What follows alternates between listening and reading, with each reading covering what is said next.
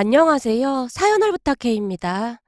오늘의 사연을 소개하겠습니다. 우리 시어머님은 아들 사랑이 아주 대단한 분이십니다. 시댁은 우리 남편과 서방님이 있는데요. 둘 다 결혼해서 저희는 딸을, 그리고 서방님네는 아들을 낳았습니다. 결혼 전부터 시어머님의 아들 사랑이 극진한 걸 잘 알고는 있었지만 손자가 태어난 뒤 손자 사랑도 어마어마하더라고요. 한마디로 저는 장남과 결혼을 했음에도 불구하고 아들도 못 낳은 천하의 대역죄인이 되어 있었어요. 하루가 멀다 하고 저를 괴롭혔거든요. 옛날 같았으면 그 집안의 장남이랑 결혼해서 아들 못 낳았으면 바로 서방 맞았어. 어디 뻔뻔하게 얼굴을 들고 다녀. 나처럼 아들 둘은 낳아야 인정받고 사는 거야. 엄마가 무슨 100살 먹은 할머니도 아니고 그런 말을 할 수가 있어? 요즘 세상에 누가 아들, 딸을 구별해. 둘째는 결혼하자마자 바로 아들 낳는 것 봐라. 이게 다 평소에 네가 인덕이 부족해서 그런 거야. 다른 사람들은 순풍순풍 잘도 낳는 아들을 왜 못 낳느냐 말이야. 손녀는 그냥 찬밥 신세밖에 더 되겠냐? 와, 엄마 진짜 대화가 안 된다. 우리 갈 테니까 앞으로 우리 찾지 마. 엄마가 좋아하는 손자 낳아준 둘째네랑 잘 살아. 남편이 저를 데리고 밖으로 나와버렸어요. 요즘 같은 세상에도 아들 하는 사람들이 있다는 것에 많이 놀랄 수밖에 없었는데요. 저한테 그랬을 때는 나름 참으려고 노력했지만 우리 딸한테까지 그러는 건 정말 못 참겠더라고요. 우리 시어머니는 우리 딸을 찬밥이라고 부르곤 했습니다. 우리 딸 이름이 소연이었음에도 불구하고 그 이름을 불러준 기억이 별로 없거든요. 그러면 뭐라고 불렀냐고요? 야, 찬밥, 너 이리 와봐. 라고 불렀습니다. 그런데 우리 딸이 말을 하게 되면서 조금씩 문제가 생기기 시작했는데요. 딸에게 대놓고 찬밥이라고 부르자 어느 날은 우리 딸이 할머니에게 묻더라고요. 할머니, 내 이름은 소연인데 왜 자꾸 찬밥이라고 불러? 지지배가 말은 또 엄청 잘 알아먹네. 너 네 할머니한테 찬밥이니까 찬밥이라고 부르지. 그니까 내가 왜 찬밥이냐고. 네가 지지배니까 찬밥이지. 네가 아들이었으면 귀한 대접을 받았겠지. 그러게 왜 딸로 태어난 거야? 라는 말까지 하더라고요. 그 순간 머리 끝까지 화가 치밀어 오른 제가 시어머니에게 소리쳤어요. 어머님, 지금 뭐라고 하셨어요? 지금 그게 할머니가 손녀한테 할 말인가요? 내가 내 입 가지고 씨부린다는데 네가 뭔 상관이야? 어머님이랑 진짜 말이 안 통하네요. 앞으로 저희 볼 생각하지도 마세요. 라며 제가 시댁을 나와버렸습니다. 하지만 그때까지만 해도 말은 그렇게 했지만 정말 시댁과 연 끊을 생각은 없었어요. 물론 그날 남편이 시어머니께 찾아가서 다 뒤집어 엎고 왔다는 말은 들었는데요. 그 뒤 우리가 시댁에 발을 끊자 시어머니는 아주 자연스럽게 눈물까지 보이며 우리에게 사과 아닌 사과를 했습니다. 시어머니의 레파토리는 항상 똑같았는데요. 우리가 불같이 화를 낸 채 시댁에 완전히 발을 끊어버리면 그제서야 나오지도 않는 눈물을 억지로 짜내며 사과를 하곤 했어요. 그런 일이 계속 반복되자 우리도 지칠 대로 지쳐 있었는데요. 그날도 시어머님이 눈물 콧물 다 빼며 대성통곡을 하고 있었지만 우리가 볼 때는 악어의 눈물로밖에 보이질 않았습니다. 그 모습에 남편이 그 어느 때보다 단호한 목소리로 시어머니에게 말했어요. 우리도 참을 만큼 참았어. 이게 마지막이니까 그런 줄 알아. 알았다. 이제부터는 진짜 안 그럴게. 내가 속마음은 안 그런데 이 주둥아리가 문제라 그래. 왜 자꾸 그런 말이 나오는지 나도 모르겠다. 엄마, 내가 다시 한번 말하는데 한 번만 더 우리 딸한테 찬밥이다 뭐다 그러면 우린 두 번 다시 엄마 얼굴 안 보고 살 거야. 남편의 말투는 그 어느 때보다 단호해 보였습니다. 그 모습을 보며 남편도 많이 지쳤구나라는 생각마저 들었는데요. 남편도 참 불쌍하다라는 생각이 들었거든요. 하지만 그에 비해 친정에서는 우리 딸을 너무나 예뻐했습니다. 우리 딸이 첫 손주이기도 했고 하나밖에 없는 손주이다 보니 친정 부모님에게는 항상 1순위나 다름이 없었어요. 한마디로 시댁과 친정에서 우리 딸을 대하는 태도가 냉탕과 온탕을 오가고 있었으니 우리 딸 입장에서도 많이 혼란스러울 수밖에 없었겠죠. 어느 날은 우리 딸이 제게 진지한 표정으로 물었거든요. 엄마, 할머니는 나를 왜 싫어하는 거야? 싫어하는 게 아니라 말을 예쁘게 못해서 그런 거야. 아니던데. 준석이한테는 엄청 예쁘게 하던데. 할머니가 나한테 말할 때는 막 못난이 할머니 같아. 화가 나서 눈썹이 이렇게 위로 올라가 있잖아. 할머니는 날 싫어하는 것 같아. 그치만 우리 천사 할머니는 나한테 항상 공주님, 공주님이라고 하잖아. 못난이 할머니는 날 싫어하는 게 분명한 것 같아. 라는 말을 하기도 했으니까요. 그런데 그 뒤 시어머니가 기어이 집안을 발칵 뒤집어 놓고 말았는데요. 우리는 그 이후 시댁과 완전히 연을 끊어버렸습니다. 그러니까 그날은 친정 부모님과 식사 약속이 있어서 친정으로 갔어요. 우리 딸이 외할머니 외할아버지와 워낙 친하게 지내다 보니 저보다 더 많은 말을 하곤 하는데요. 그날도 우리 딸이 친정엄마에게 속삭였다고 하네요. 할머니, 내 지갑에 이상하게 생긴 종이가 있어. 근데 이건 비밀인데 못난이 할머니가 절대로 아무한테도 말하지 말라고 했는데 내가 특별히 할머니한테만 말해주는 거야. 못난이 할머니가 그러는데 내가 그동안 착한 일을 많이 해서 주는 거래. 이상한 종이라니? 그게 뭔데? 할머니한테도 한번 보여줄 수 있어? 당연하지. 할머니는 천사 할머니니까 내가 보여줄게. 라며 늘 가지고 다니던 크루스 가방에서 지갑을 꺼내서는 지갑 안에 있던 종이 한 장을 건넸다고 합니다. 그런데 그 종이를 받아들던 친정엄마가 기겁을 한 모양인데요. 혹시나 우리 딸이 놀랄까 싶어 끓어오르는 화를 간신히 참은 채 그냥 웃고 말았다고 하는데요. 잠시 후 친정엄마가 저를 데리고 밖으로 나갔어요. 네 시어머니가 우리 소연이 착한 일을 해서 지갑에 뭘 넣어줬다고 하는데 넌 모르고 있었지? 뭐? 소연이 지갑에? 용돈이라도 넣어줬나? 우리 시어머니가 절대 그럴 사람이 아닌데. 뭘 넣어줬는데? 그리고 엄마 표정은 왜 그래? 진짜 니네 시어머니 해도 너무한 거 아니냐? 글쎄 말이다. 부적을 넣어줬어. 뭐? 부적? 무슨 부적을 넣어줘? 그야 나도 모르지. 내가 가지고 가서 어떤 부적인지 확인 좀 해봐야겠다. 네 시어머니가 우리 소연이한테 좋은 걸 넣어줬을 리가 없지 않니? 절대 그럴 리가 없지. 오죽했으면 소연이가 친할머니를 못난이 할머니라고 부르겠어.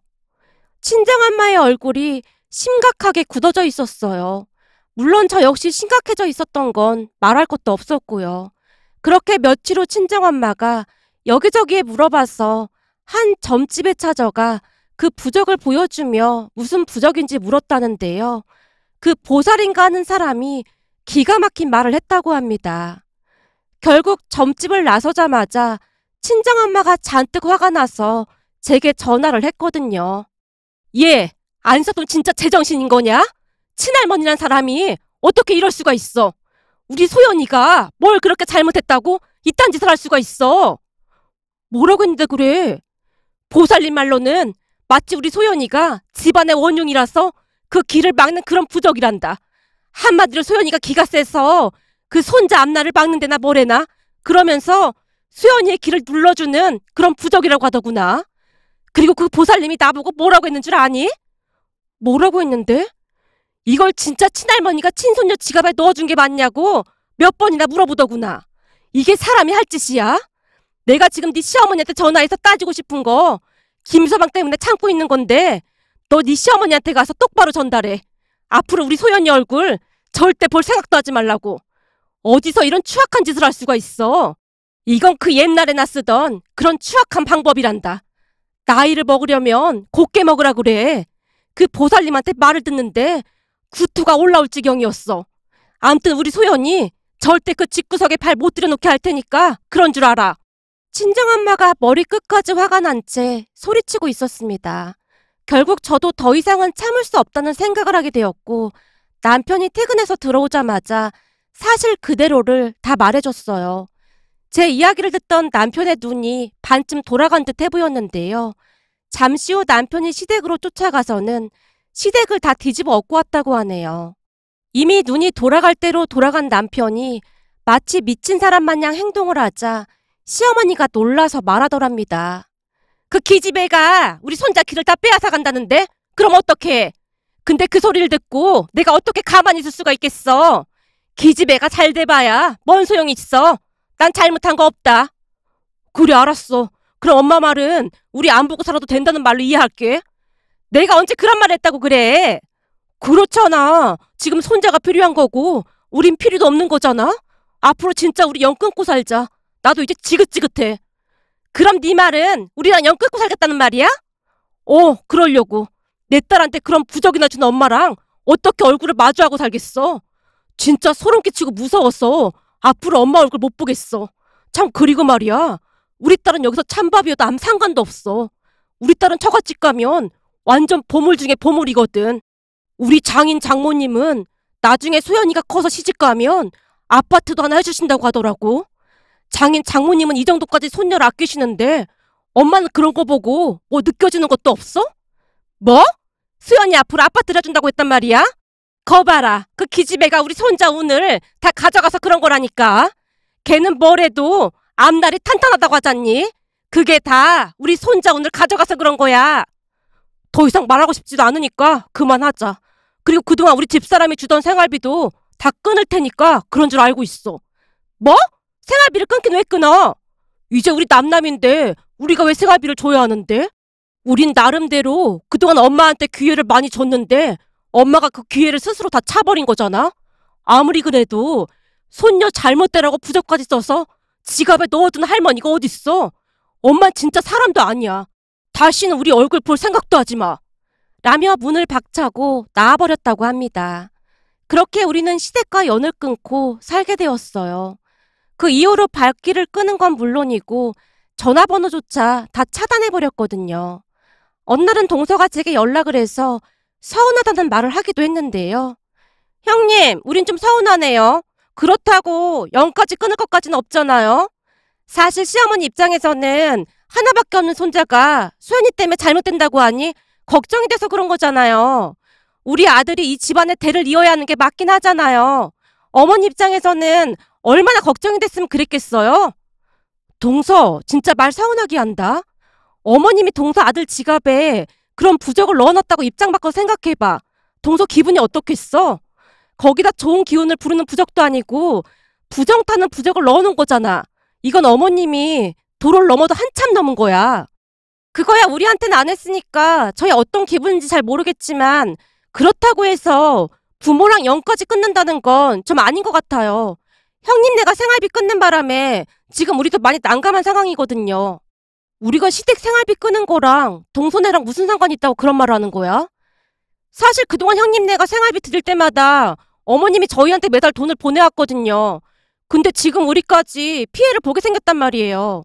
그렇잖아요. 매달 들어오던 돈이 안 들어오니까 우리 입장에서 돈이 부족해서 지금 많이 난감한 상황이거든요. 그럼 우리한테 받은 생활비를 동서네한테 줬단 말이야? 아니, 전부 다 준 건 아니고 일부만 준 거죠. 그럼 동서는 지금 그게 불만이라 나한테 전화를 한 거고? 그것도 그렇고 그동안 형님이 우리 아들도 많이 챙겨주고 했는데 그것도 딱 끊어버려서 너무하다 싶은 생각도 들고 해서요. 어머님이랑 그런 걸 가지고 왜 우리한테까지 그러는 건지 잘 이해도 안 되고 아무튼 그렇더라고요. 우리는 생활이 넉넉한 편이었기에 그동안 조카를 챙겨주는 일이 많았는데요. 그 일이 있은 뒤 우리는 그것마저도 그냥 끊어버렸거든요. 왜냐하면 동서랑 서방님 또한 시어머니가 뭘 그렇게 잘못했냐고 하면서 오히려 우리가 이상하다는 듯이 말을 했으니까요. 결국 우리는 동서와 서방님 전화번호까지 차단해야만 했는데요. 이제 그만하고 시댁에 생활비를 계속 보내주라고 우리에게 수시로 연락을 해왔거든요. 그렇게 우리는 시댁 사람들과 완전히 연락을 끊은 뒤 친정 근처로 이사까지 갔습니다. 우리 딸이 커가면서 친정 부모님이 학군 좋은 곳으로 이사를 권유했거든요. 우리가 완전히 연락을 끊고 살자 불편한 게 많아진 시어머니가 전에 살던 집까지 찾아갔던 모양이지만 그 집에 다른 사람들이 살고 있었으니 정말 많이 놀랐던 것 같더라고요. 우리랑 연락이 안 되니까 친정 엄마한테까지 전화를 해서 우리가 어디로 이사를 갔는지 캐물어봤다고 하네요. 저기 사돈, 우리 큰아들이 아예 연락도 끊고 이사를 간 모양인데 혹시 어디로 이사를 갔는지 알 수 있을까요? 아니요. 저희도 잘 모릅니다. 설령 안다고 해도 가르쳐드리고 싶지도 않고요. 예? 그게 무슨 말씀이세요? 알려주고 싶지가 않다니요. 그렇잖아요. 하나뿐인 우리 손녀에게 저주 부적이나 써주는 사돈한테 알려드리고 싶겠어요? 우리도 집 위치를 모르니까 앞으로 연락하지 마세요. 아니 뭘 또 저주 부적이라고까지 하는 겁니까? 저는 다만 우리 손자 길을 다 빼앗아 간다고 하길래 그 길을 막는 부적을 만든 것뿐입니다. 사돈, 제가 그 부적을 가지고 가서 물어봤는데요.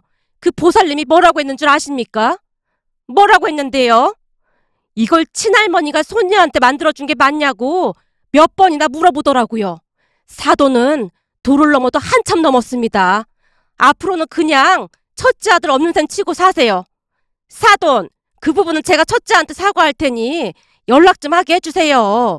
사실 요즘 첫째네가 생활비를 안 줘서 불편한 게 한두 가지가 아닙니다. 저는 모릅니다. 그리고 제가 우리 딸한테 듣기로는 그동안 기회를 많이 드렸다고 들었습니다.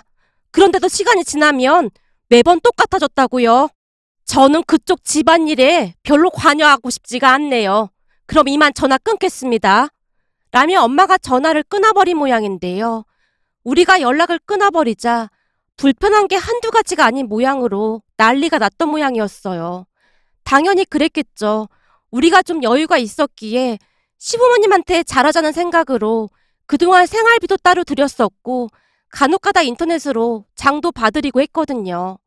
우리가 생활비를 끊어버리자 그 소중한 손자에게까지 영향이 갔을 테니 얼마나 소가리를 했을지 그 모든 상황이 눈앞에 그려지더라고요. 하지만 이미 질릴 대로 질렸던지라 우리는 그 말에 절대 현혹되지 않았습니다. 어느 날은 시어머니가 남편 회사까지 쫓아온 모양인데요. 남편이 경비 아저씨에게 부탁해서 자리에 없다고 해달라고까지 했다네요. 몇 번 그렇게 하자 시어머니도 더 이상은 찾아오지 않았답니다. 그렇게 우리는 시댁 가족들과 연을 끊은 뒤 지금껏 잘 살고 있었습니다. 우리 딸은 공부도 아주 잘했기에 대학도 명문대에 들어갔고 대학에 들어가자마자 친정 가족들과 함께 유럽 여행도 다녀오기도 했어요. 한마디로 시댁과 연을 끊은 뒤로 우리는 스트레스도 받지 않고 오히려 더 잘 지냈던 것 같습니다. 그 뒤 우리 딸은 대학을 졸업하고 공부를 더 하고 싶다고 했기에 미국으로 유학을 갔습니다. 딸이 워낙 공부를 잘했기에 부모님도 엄청 좋아하셨는데요. 딸의 유학 비용까지 전액 부담을 해주셨거든요. 어느 날은 미안한 마음에 남편이 친정 부모님께 말을 꺼내기도 했어요. 장인 장모님, 저희도 그 정도 능력은 됩니다. 유학 비용은 안 도와주셔도 됩니다. 뭔 소리야? 하나뿐인 손녀한테 우리가 좋아서 해주겠다는데 무슨 그런 말을 하는 건가? 우리 손녀가 저리도 열심히 공부하는데 할머니 할아버지가 힘을 보태줘야지. 우리가 좋아서 하는 일이니까 그런 생각하지 말게나. 그래도 저희가 너무 죄송해서 그렇죠. 부모 자식 간에 미안할 게 뭐가 있어. 괜찮아. 난 요즘 우리 소연이만 생각하면 밥을 안 먹어도 배가 불러. 그러니 그냥 우리가 하고 싶은 대로 하게 놔두게나. 라는 말씀만을 하실 뿐이었어요. 그러던 어느 날 남편의 사촌동생에게서 연락이 왔던 모양인데요. 시댁 가족들과 유일하게 연락하는 사람이 남편의 사촌동생이었거든요. 남편의 사촌동생도 여자라는 이유만으로 돌아가신 할머님께 많은 차별을 받고 자랐기에 시어머님이 우리 딸에게 하는 것에 대해 많이 못마땅해 하곤 했습니다. 그 사촌동생이 남편에게 말하더랍니다. 오빠, 혹시 못 들었지? 혹시 우리 본가 얘기를 하는 거야? 맞아. 내가 엄마한테 들어보니까 요즘 큰어머니랑 작은 새언니가 다투고 난리가 났대. 서로 얼굴도 안 보고 산다 만다 그러고 있대. 그렇게 꿍짝이 잘 맞더니 갑자기 왜 그런 건데? 그게 말이야. 가족들이 아들이라고 준석이를 너무 떠받들고 살다 보니 준석이 성격이 완전 개차반이야. 거기다 준석이가 공부를 진짜 못했었거든? 우리 엄마 말로는 전문대 갈 성적밖에 안 되는 것 같은데 굳이 명문대를 가겠다고 재수를 했다고 하더라고. 근데 입시학원 다닌다고 돈 받아가 놓고는 종일 PC방에서 살았다잖아. 그것도 입시학원 선생님이 작은 새언니한테 연락해서 알게 됐다는데 작은 새언니가 입시학원 선생님께 무슨 일이 있으면 연락달라고 신신당부를 해놨었나 보더라고. 근데 어느 날 갑자기 학원 등록도 안 하고 안 나오니까 연락을 했던 모양이더라고. 그러면서 개뿔 명문대나 무슨 명문대를 가겠다고 그러는 건지 참 한심하더라고. 아무튼 그래서 큰어머니랑 작은 새언니가 한바탕 붙었대. 라며 사촌 아가씨가 자세히 이야기를 해줬다고 하는데요. 아마도 준석이가 공부도 안 하고 그러고 다니다 보니 그동안 참기만 하던 시어머니가 동서에게 싫은 소리를 했던 모양이었어요. 넌 애미가 돼서 자식이 공부도 안 하고 게임만 하고 있는데 어떻게 모를 수가 있어. 내가 창피해서 얼굴을 못 들고 다니겠다. 넌 일도 안 하고 종일 집에서 퍼질러 있으면서 그런 것도 모르고 있었냐? 그러니 공부도 그 모양 그 꼴인 거지. 소연이는 명문대 졸업하고 유학까지 갔다고 하는데 어쩜 이렇게 비교가 되는지 모르겠구나. 자식은 엄마 머리 담는다고 하던데 내가 그때 첫째한테 잘해줬으면 이런 꼴은 안 당하고 살았을 텐데 진짜 한심해서 말이 안 나온다. 어머님, 무슨 그런 말을 하시는 거예요? 그럼 제 머리가 나빠서 준석이가 저 모양이라는 거예요? 준석이가 저렇게 된 건 파라리 어머님 때문이에요. 어머님이 너무 싸고 키워서 그런 거잖아요. 무슨 잘못을 해도 오냐 오냐고 그러셨잖아요. 그랬으니 잘 될 리가 있겠어요? 어머님 때문에 내 말은 귀뚱으로도 안 듣는 걸 어쩌란 말이에요? 라며 아주 큰 소리로 다퉜다고 합니다. 결국엔 시어머니가 작은어머님을 찾아가서 하소연을 했고 말이죠. 그러면서 시어머니가 작은어머님에게 말했다는데요. 그래서 말인데 이제라도 첫째는 찾아가서 내가 빌고 다시 잘 지내볼까? 어쩜 그렇게 하루아침에 연락을 끊고 살 수가 있어 그래? 연락 끊은 뒤로 인정머리 어깨 탄 한 번도 소식이 없다니까. 형님, 그러게 그 부적을 왜 소연이 지갑에 넣어둬서 이 사자를 만들었어요. 제가 보기엔 절대 형님 만나줄 것 같지가 않으니까 아예 연락도 하지 마세요. 그랬다가는 더 긁어부스럼 만들 수도 있다니까요. 지금까지 연락 안 하고 지내는 거 보면 보통 화가 난 게 아닌 거예요. 그러게 소연이 엄마가 잘할 때 알아줬으면 얼마나 좋았겠어요. 형님도 참 답답하네요. 작은어머님이 딱하다는 듯이 말씀하셨다고 하네요. 사촌 아가씨에게 듣기로는 시어머님과 동서도 사이가 틀어질 대로 틀어져서 지금은 연락도 안 하고 지내고 있다는데요. 그동안 시아버님이 벌어오는 돈을 쪼개고 쪼개서 준석이 공부하는데 보태라고 준 모양인데 그걸 끊었더니 동서가 갑자기 돌변했다고 합니다. 그 모습을 보며 자업자득이 아닐까 싶었습니다. 그러면서 혹시나 남편이 마음 약해질까봐 걱정이 되었지만 남편은 눈 하나 깜빡하지 않고 있답니다. 손자 노래를 부르시더니만 결국 그리 됐다는 생각에 참 씁쓸하기만 하더라고요. 어떤 사람들은 저보고 너무 냉정한 거 아니냐고 하시는 분들도 있는데요. 저는 시어머니와 다시 연락하고 지내고 싶지가 않습니다. 그때 우리 딸 지갑에 부적을 넣어준 것이 제게는 너무나도 큰 충격이었기에 절대 잊혀지지가 않는답니다. 오늘의 사연은 여기까지였습니다. 고맙습니다.